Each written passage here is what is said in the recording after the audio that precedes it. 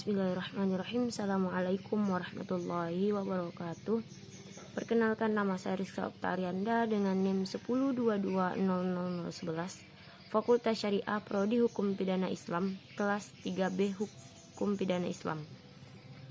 Tujuan video ini saya buat ialah untuk memenuhi tugas mata kuliah Hukum Adat dan Budaya Jambi, yang isi videonya menjelaskan sumber hukum adat, yaitu sumber hukum adat tertulis dan tidak tertulis, sejarah hukum adat, yaitu pengertian hukum adat di Indonesia dan hukum adat Melayu.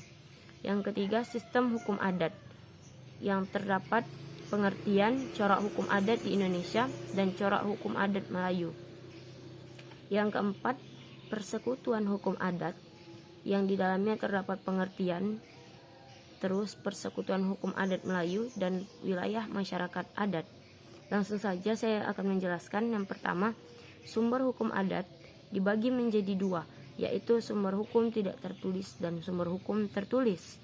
Yang pertama, sumber hukum adat tidak tertulis, yaitu sumber hukum adat dalam artian dari mana hukum adat timbul atau sumber hukum adat dalam arti yang sebenarnya. Sumber hukum adat dalam arti Velblom tersebut tidak lain keyakinan tentang keadilan yang hidup di dalam masyarakat tertentu. Dan adapun contoh sumber hukum adat yang tidak tertulis, yang pertama, adat istiadat atau kebiasaan yang merupakan tradisi masyarakat. Yang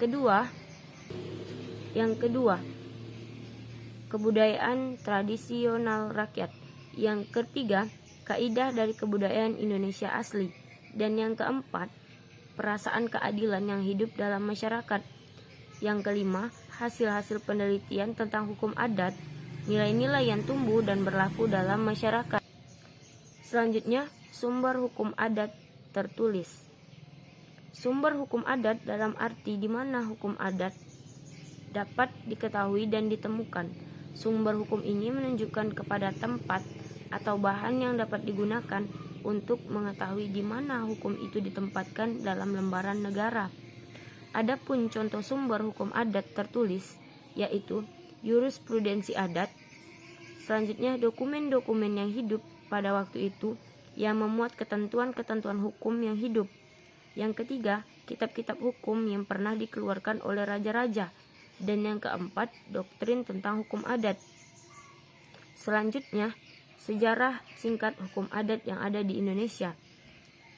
Peraturan adat istiadat saat ini pada hakikatnya sudah terdapat pada zaman kuno. Prahindu hidup dalam masyarakat Prahindu tersebut. Menurut ahli-ahli, hukum adat adalah merupakan adat-adat Melayu Polinesia.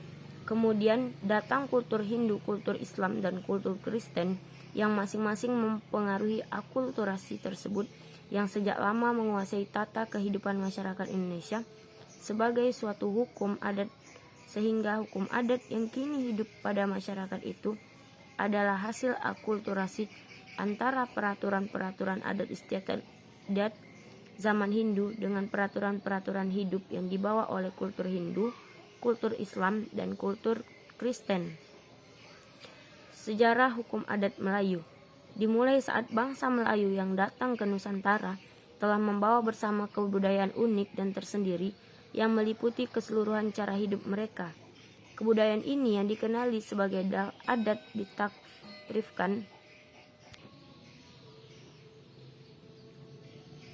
ditakrifkan sebagai tata cara dan peraturan hidup sehari-harian individu dalam masyarakat yang dapat mewujudkan kerukunan, kesentosaan, serta keharmonian di dalam konteks hidup bermasyarakat. Adat juga melingkupi tata cara atau ritual yang diamalkan dalam institusi-institusi perayaan dalam majelis-majelis resmi. Di awal tamadun Melayu, adat merupakan paksi utama dalam mengatur masyarakatnya. Bagaimanapun, adat kemudiannya secara terus-menerus mengalami proses perubahan dalam lintasan masa yang panjang, serta perubahan oleh suasana dan tempat, khususnya dalam zaman kemunculan Islam di rantau ini. Kedatangan Islam telah menggabungkan undang-undang adat dan syariah sebagai paksi utama perundang-undangan bangsa Melayu, contohnya Hukum Kanun Melaka, Hukum Kanun Pahang, Undang-Undang 99 Perak, Kanun Kelantan, Hukum Kanun Brunei, dan sebagainya. Sejarah bangsa Melayu, amalan adat dan syariah terbukti telah dapat membentuk satu bangsa yang berakhlak, beradab, halus, luhur, beradat, dan bermarwah. Kesannya, darinya lahirlah kekuatan, ketinggian, kemuliaan, kebesaran, keunggulan, dan kedaulatan bangsa.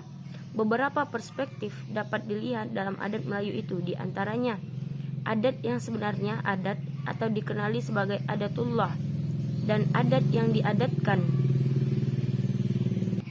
Selanjutnya, corak-corak hukum adat di Indonesia dibagi menjadi 5, yaitu bercorak religius magis. Religius magis adalah bersifat kesatuan batin, ada kesatuan dunia lahir dan dunia gaib, ada hubungan dengan arwah-arwah nenek moyang dan makhluk-makhluk halus lainnya. Percaya adanya kekuatan gaib, pemujaan terhadap arwah nenek moyang. Setiap kegiatan selalu diadakan upacara-upacara religius. Percaya adanya roh halus, hantu-hantu yang menempati alam semesta, seperti terjadi gejala-gejala alam tumbuh-tumbuhan, binatang, batu, dan lain sebagainya. Bercorak komunal atau kemasyarakatan. Komunal dapat diartikan sebagai berikut: manusia terikat pada kemasyarakatan, tidak bebas dari segala perbuatannya. Setiap organ mempunyai hak dan kewajiban sesuai dengan kedudukannya. Hak subjektif, berfungsi sosial. Kepentingan bersama lebih diutamakan, bersifat gotong royong, sopan santun dan sabar, berprasangka baik, saling hormat menghormati.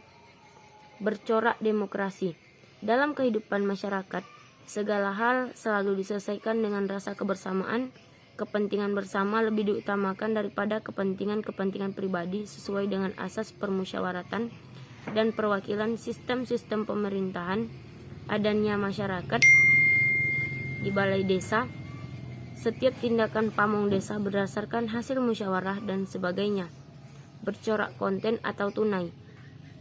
Asas kontan atau tunai mengandung pengertian bahwa dengan suatu perbuatan nyata atau suatu perbuatan simbolis atau suatu pengucapan tindakan hukum yang dimaksud telah selesai seketika itu juga dengan serentak bersamaan waktunya, tak kalah berbuat